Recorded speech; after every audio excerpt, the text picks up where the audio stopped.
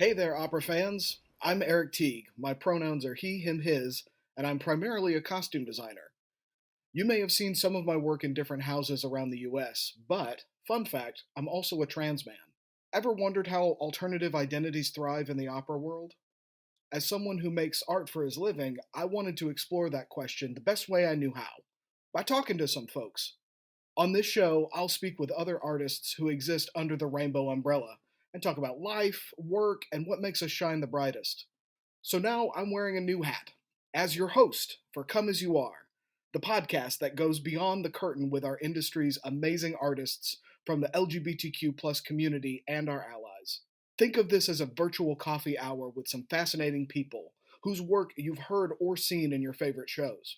Whether singers, directors, technicians, or designers, the thing that we share in common is that we all defy the gender expectations often associated with our industry. So grab yourself a cup and join us for a good story. Today on the program, we have another exciting artist to share with you, our listeners. She has made an impact on the opera world not only from the stage, but rather wielding a baton in the pit. She has performed with Opera Columbus, Australian Contemporary Opera Company, Opera Orlando, among many, many others, and currently serves on the Artistic Advisory Council for American Opera Projects. But we, here at the Atlanta Opera, are happy to call her Maestra. Our first conductor featured here at Come As You Are, please welcome Alexis Enyart to the show. Thank you for joining us today, Alexis. Thank you. Thank you so much for having me. So here at Come As You Are, we like to introduce our identities and orientations up top. For example, I am your friendly neighborhood trans man with he, him pronouns. How about you? I use she, her pronouns. I am a woman and I am also transgender. Fantastic. Would you mind telling us a little bit about where and how you grew up? Yeah, I would love to. I grew up in small town Kentucky, in a small town called Alexandria, which is a city of about 10,000. Um, so it was, I always tell people it's one county over from what is legally Appalachia. So, and our city's motto is where the city meets the country. So on one hand, I could turn and drive into the hills and like the foothills and up and down. I'm really used to some of these winding roads and like where if you drive off the road at all, your car falls down a hill. But on the other hand, I'm also really used to being able to drive up into Cincinnati, which was also relatively close. So with both, it was really nice. It was a really good combination of things. But I always knew that this small town environment was going to be one that while I loved, I knew that I had to grow beyond it in some ways to do the things that I wanted to do. I mean, there isn't an opera company in Alexandria, Kentucky. Sure. So, music has been with you since your earliest age because, if I remember correctly, both of your parents are musicians as well. They are. My earliest memories. So my dad is a drummer and like a pit drummer in musical theater pits, and my mom would play from the woodwind book. And so my earliest memories, they worked on the Showboat Majestic, which is an old steamboat paddleboat off the Ohio River.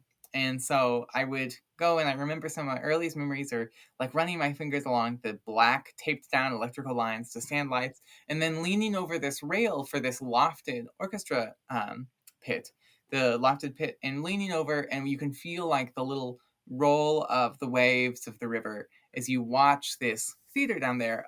And so that was happening. I mean, I was there um, literally before I can remember, and then simultaneously, I used to take the couch cushions. And I would take them, and I would turn on Fantasia. I would stand on top of the couch cushions, and I would conduct Fantasia. So in a lot of ways, this has been something that really called to me and really has always been a piece of my life and has always been something that's been fascinating, interesting, and exciting to me.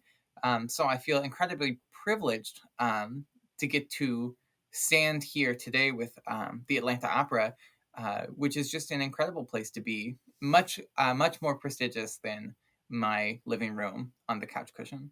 Hey, don't discount the living room concert.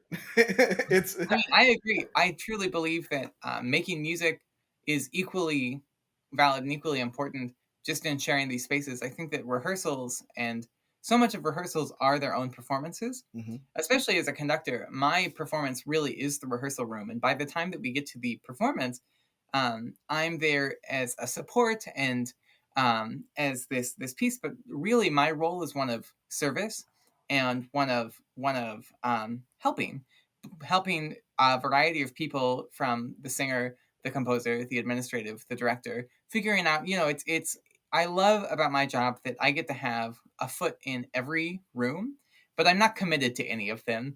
And I get to step out of them and walk away and come back and figure out, where do I get to be in this point, that kind of is, I don't want to say the center because I don't want to be self-involved that way, but at the very least, I'm a point of connection, between a lot of different aspects of what happens, and I think that that's one of the things I love the very, very most about my job. I That is very parallel to my experience as a designer. I deeply love that sense of interconnected collaboration with multiple departments to create a holistic picture. That's fantastic to hear of it from a more musical side of things.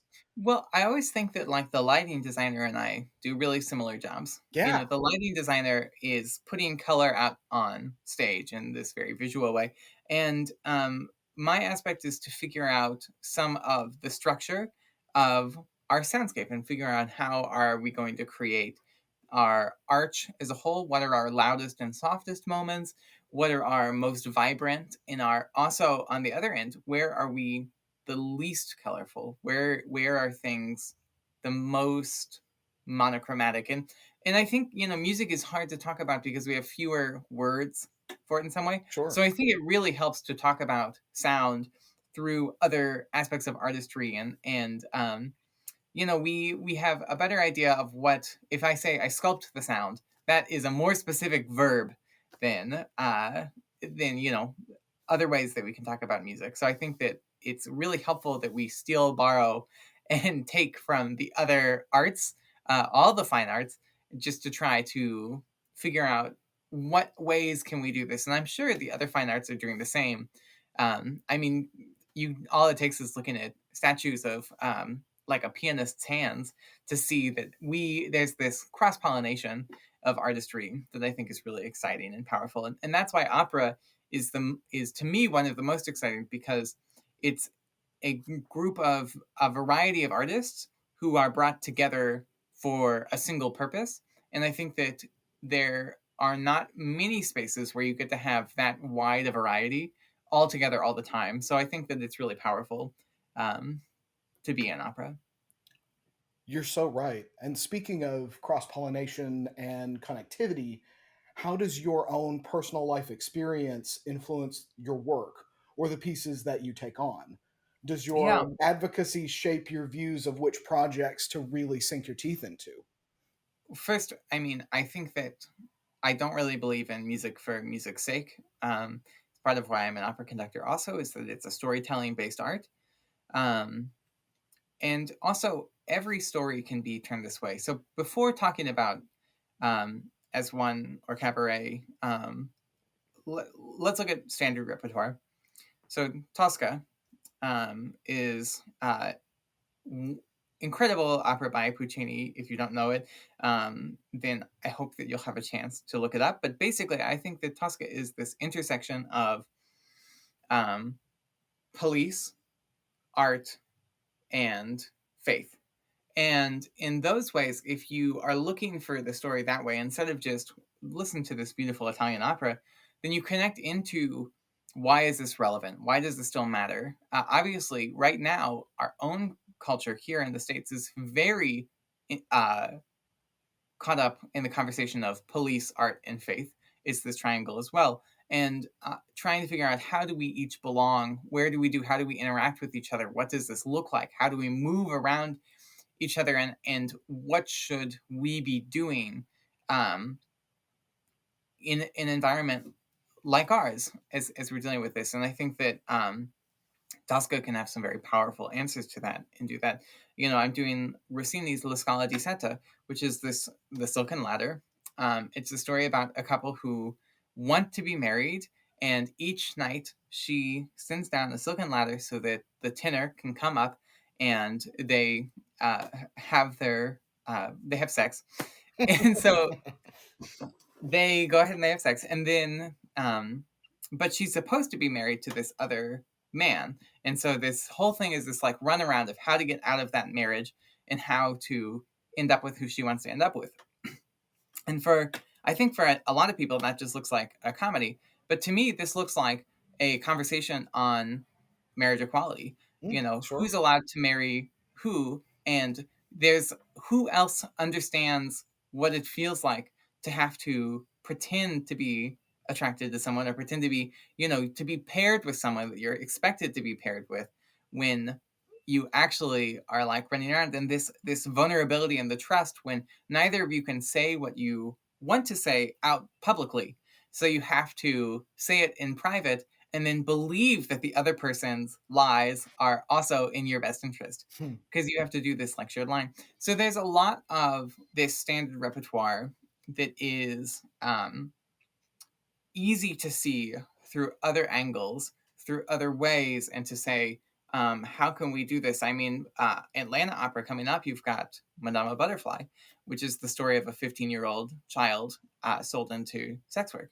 Yeah. And of course that gets turned into look at this great Italian opera, and taken away from this is the story of children in sex work, and that's what it is. That's why Pinkerton is so gross. That's why this is so wrong. Right. Um, and it's not that those necessarily get, well, I don't know, they sometimes don't get the attention that they deserve to that actual piece of the story. So for me, in my own life, in my own work, I feel more like I want to be aware of what these are telling. I think the stage is a vehicle for truth, and that we're all responsible for what we put up on it. Um, you know, it's we don't get to be uh, separated from it. Like what I do has no bearing. I mean, the stage is always and has always been a place of significance, and it's our responsibility to make sure that what we as artists put on stage is something that we can stand behind. And I think that's something that you'll definitely see as one in Cabaret is this a powerful story about right now. So, speaking of right now, you have multiple intersectionalities in your life and art. And we've just discussed a few of them. But I wanted to know, this is a personal question, which Mhm. is more challenging, to be a young conductor in this field or to be a young female conductor in this field? Because I feel like both positions are very difficult to occupy in this industry. They are very difficult to occupy. Um, Being a young conductor, in a lot of ways, it's very scary and very fun at the same time. You have it's everything is new, which is really exciting. I'm making a lot of debuts with new companies and doing uh and meeting new people, and I'm developing friendships all around the country. And that's something that is really exciting, because it's all new and fresh, but it's also scary because it's like I hope that nothing explodes. You're Of not course. established enough to be guaranteed that things will be okay. And in some ways, I think you never are. But at the same time, obviously, the more connections you have, the more um, you've got a catalog of work that people have seen and know about, the safer and more secure you can feel as an artist, and the more risks you can take as a result. So, but on the other hand, you can also take a lot of risks being young, because there are places where I can go and try something where it's like, you know, the stakes are low. So I think that there's pros and cons for sure about being a young conductor. Um, as to being a young woman conductor, I definitely think that it is more challenging, because there's so much misogyny in our country that just is there. And I feel like we want to say, well, I'm not misogynistic, or I'm not racist, or I'm not transphobic, or I'm not homophobic, but we all are, because it's built into our culture. it's impossible not to be. Lots of women have misogyny about themselves and about other women, and of course, it's even if you're within a group, for me, it's very easy to accidentally find myself having unpacking transphobia still, Mm. about myself and about others. It's ingrained. It's really hard. You just can't separate yourself from the culture that you live in my opinion. But with all those aspects, it's the littler things that make it challenging, and I think that it's very easy to question and to worry in a different way as a young woman conductor, because it's very easy to be taken less seriously, or if you are promoting yourself to be interpreted as pushy or aggressive, or things like this. So navigating how to talk about what you do and navigating those aspects is challenging in a way that it's impossible to not be affected by that, and impossible not to be feeling that sense of what is the worth of me, what's the worth of my body, what's the worth of my community, what's the worth of us, and to feel that step into being sometimes second class. And for me, transitioning, what's interesting is that I had an external amount of male privilege. Mm. People saw me away and perceived me away, and treated me a different way. I didn't affect me internally. When people say that you're socialized um, male, I just don't think that's really true. I think that you're socialized trans, Mm. which is to say that you're experiencing things as a girl in the boys' locker room, Sure. which is to say that you're experiencing all the misogyny that there is, and you carry that with you. Um, but you also are, in some ways, safe for parts of high school and moments like that, or can be if you're not out, because you can, while you're like observing it and taking it in about yourself emotionally and dealing with that, it doesn't necessarily get directed at you with a point. So it's the interesting question of what's the difference between being behind closed doors where people think they're safe to say whatever they want, versus it actually being pointed and directed directly at you. So it's a real challenge, to navigate both of those things and just deal with that sort of environment, and that sort of um, a place where you can just make these derogatory remarks towards women and just tear us down for oftentimes just for being women, and that's it. Like, that's the only reason. Yeah, existing is not an invitation for criticism. That's right. I, Yes, I exactly. firmly believe that, and I have a very interesting position in that my physical form, I can often look like a safe space for a dude bro to make a bad comment about a woman. But oh, the surprise is real when a smart reply comes out of my face about how inappropriate that was, or I bet he doesn't speak to his mother like that, or bet he really wouldn't like it if somebody talked to his girlfriend like that. So Yeah, it's the sense of urgency for at least trying to chip away at the iceberg of misogyny is something that I feel very keenly, because if you look like the wolf, you should start teaching the wolves how to be better wolves, you know. Um, I like it. as many of our listeners know, the Atlanta Opera is producing a version of As One this season. Shocker! Spoiler alert! We're here. We're opening June 9th at Pullman Yard, so please come out and see it. We have the pleasure of working with you, Alexis, as a colleague, and I'm so excited about it. Um, while this is a new production for us here, it's one of many productions that you have conducted. Hmm. So, as you shape a new version, do you start from a clean slate? Does every version have a different flavor? How do you find yourself um, flexing and growing with a new production when you have all of this past experience banked up? Of course. Um, so this is number 7 for me, and I have 2 more this year, so I'll be at 9 by the end of the year. Wow. Um, which puts me in second place behind Blythe, who is singing Right. one of our Hannahs this time. And for me, I feel like so much of opera conducting is saying this could be this way. You know, in all my preparation, I'm like, here's 9 ways this could be Mm. said. You know, here's all these different ways. And so in some ways, it's like I know now the pitfalls where it's like, if you don't conduct 2/4 bar right here, then no one knows where they are. You know, it's you. So you find those technical aspects where it's like this has to happen this way, or else people will be lost.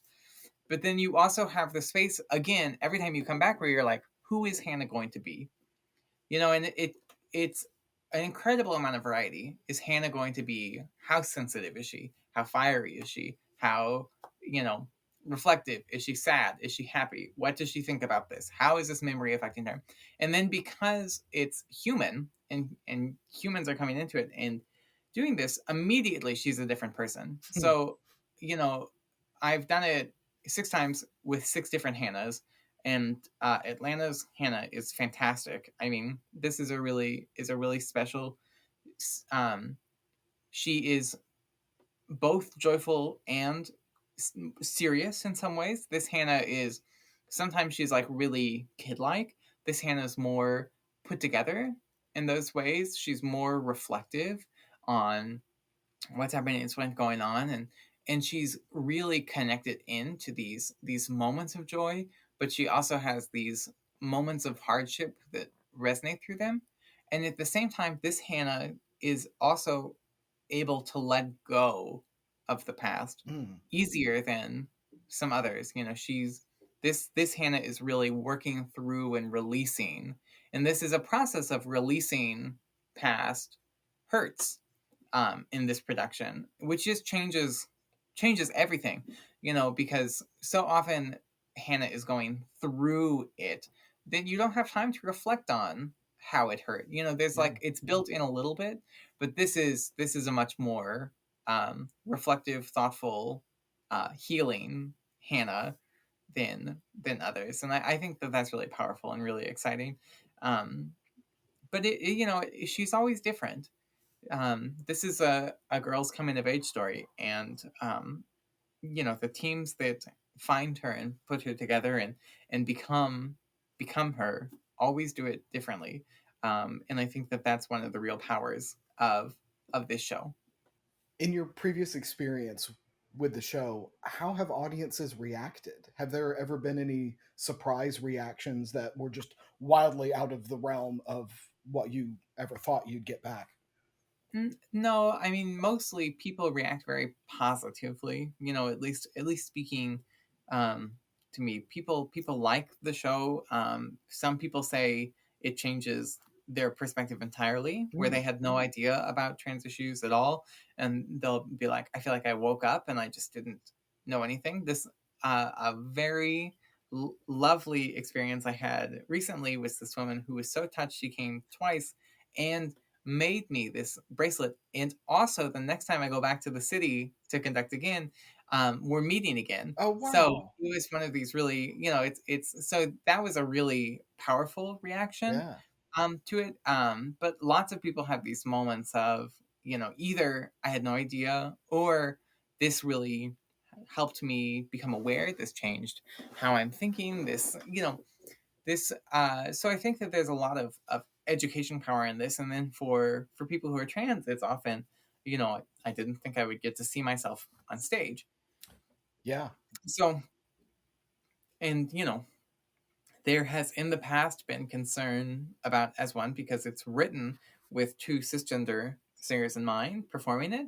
So that always becomes this piece of controversy. But Atlanta has smartly avoided this entirely with the casting of Lucia Lucas, who is already just brilliant.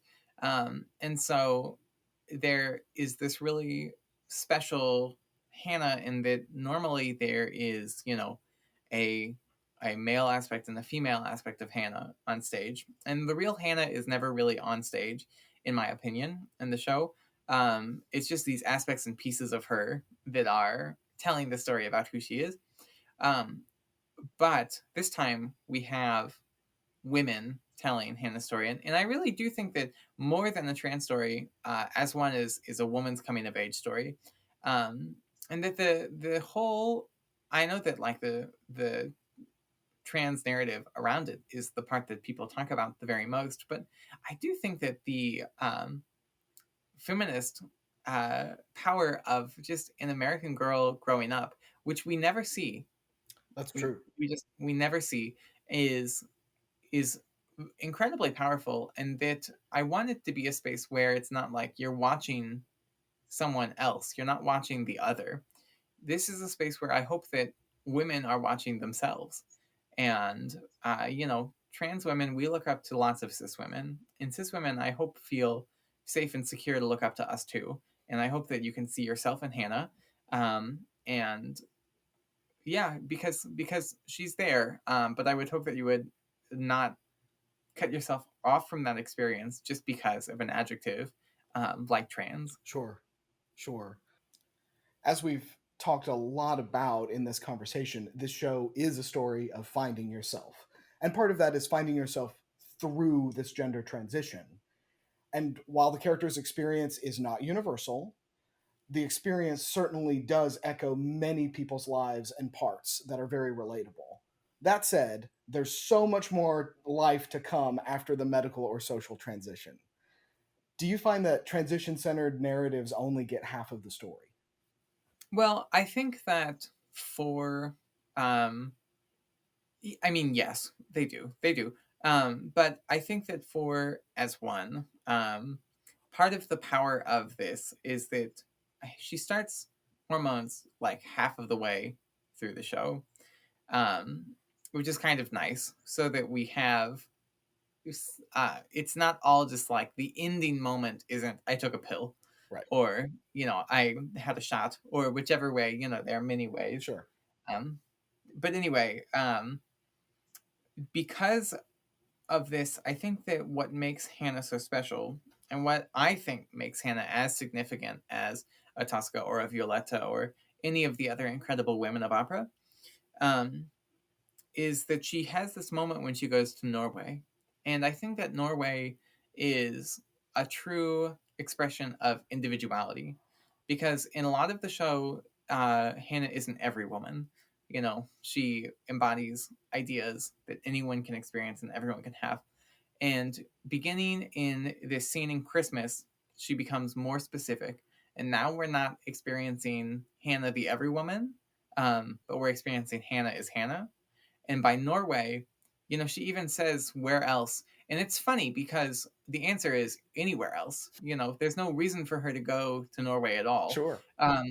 But it is such an act of individuality, such an act of her own character and of just Hannah, which takes her away from being a trans archetype and takes her into being Hannah.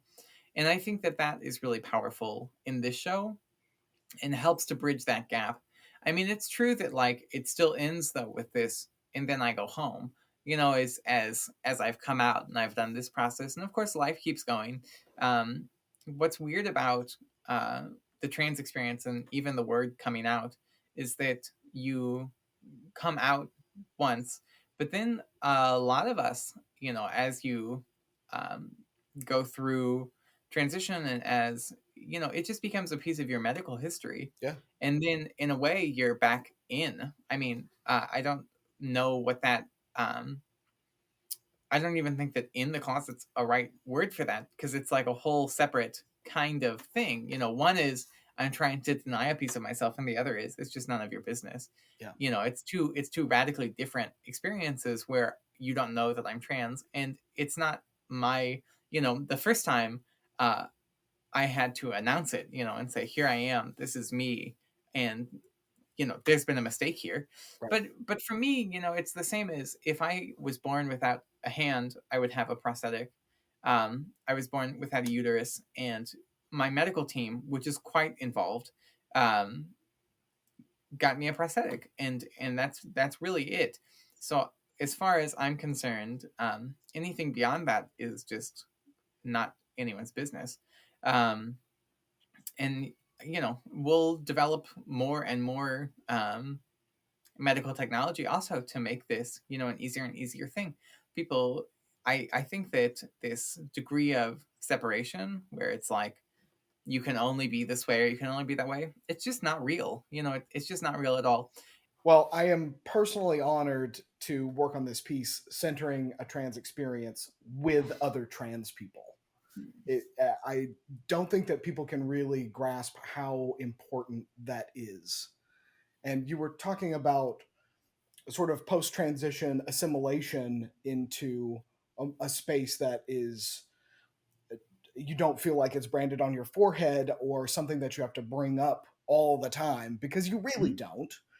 But it's so important to have visibility out there, because I did not have that as a young person.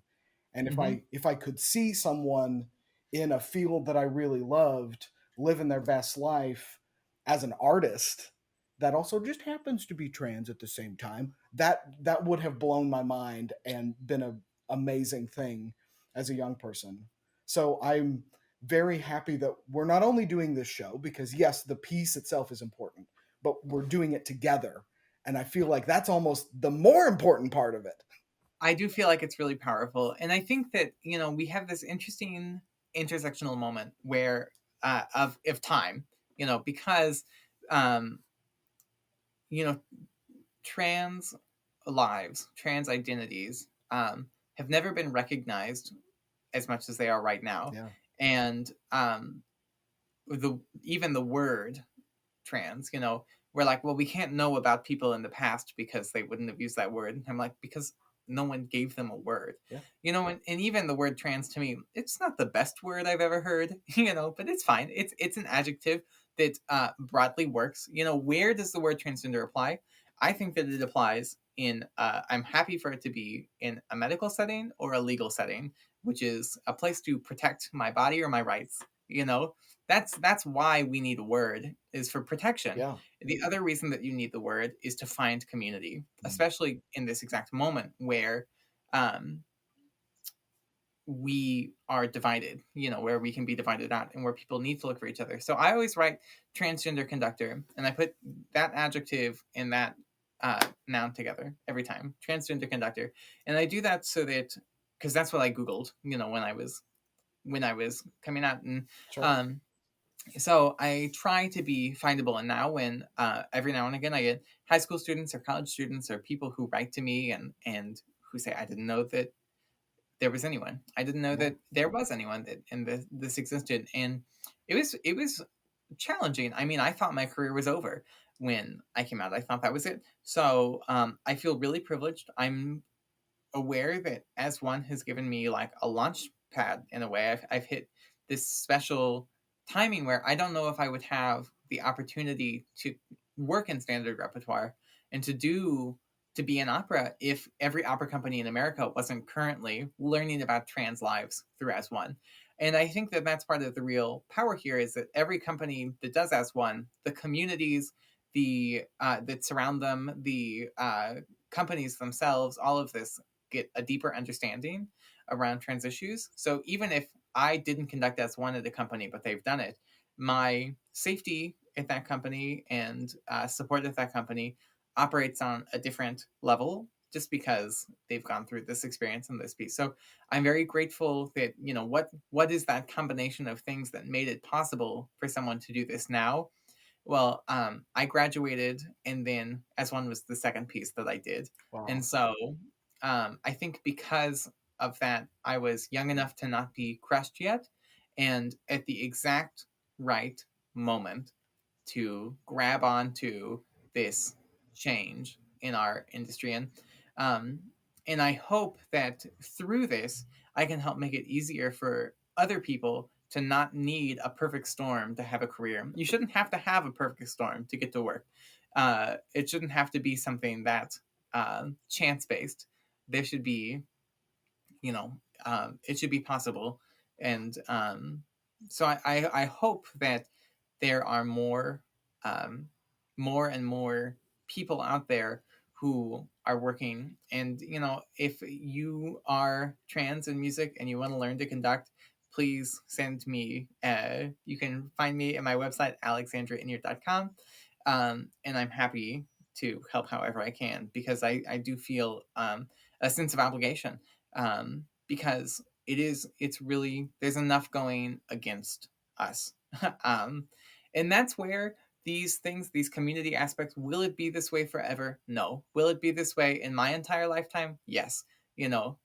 This will be how my life is, where it's, will you be a trans activist? I will be. If I lived 400 years, maybe I wouldn't have to be.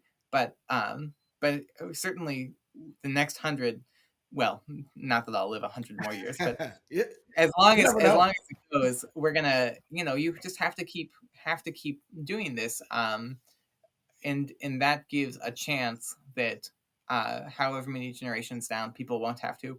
Well, thank you so, so much for being with us today on the program. I'm so happy to be working together on this piece, and I look forward to putting it all together in just a few very busy days. Thank you, thank you, thank you. I am off to run to rehearsal now for the piece, so I enjoy the rest of your day, and thank you so much for having me on. Yes, it's been a pleasure. Thank you so much. If you would like to hear Alexis's work live here in Atlanta, tickets are now on sale for As One. So please go to atlantaopera.com and grab your tickets today. There are only 2 performances, so please don't wait. Additionally, you can listen to Alexis's work online and check out her sweet banjo album, Witness, on all the major platforms.